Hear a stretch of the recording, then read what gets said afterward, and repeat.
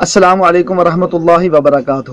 بازار ہم سب جاتے ہیں، بازار اللہ کے نبی کا فرمان ہے، بازار کو گندگی کی جگہ فرمایا۔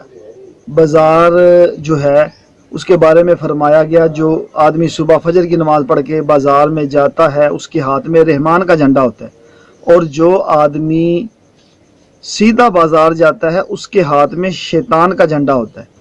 تو اللہ پاک ہمیں نماز پڑھ کے بازاروں میں جانے کی، فجر کی نماز کے بعد ہی اپنے کاروبار کرنے کی توفیق عطا فرمائے۔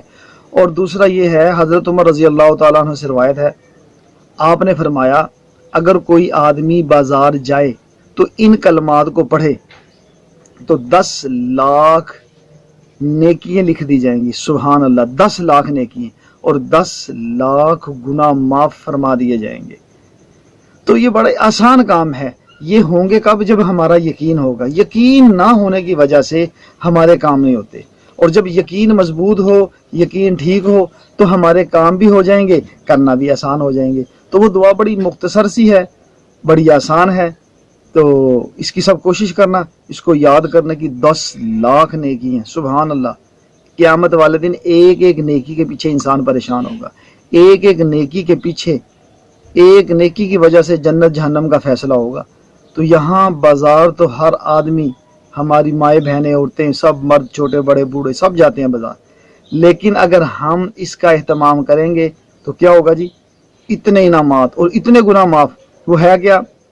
لا الہ الا اللہ وحدہ لا شریک لہ لہ الملک ولہ الحمد یحیی و یمیت بیدہ الخیر وہو علی کل شیء قدیر۔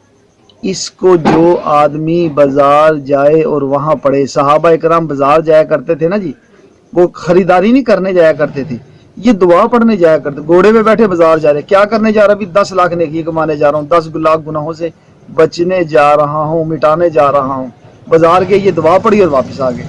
اللہ پاک ہم سب کو عمل کرنے کی، 5 وقت کی نماز پڑھنے کی، نبی پاک صلی اللہ علیہ وسلم پہ درود و سلام زیادہ سے زیادہ بھیجنے کی توفیق عطا فرمائے۔ السلام علیکم ورحمۃ اللہ وبرکاتہ۔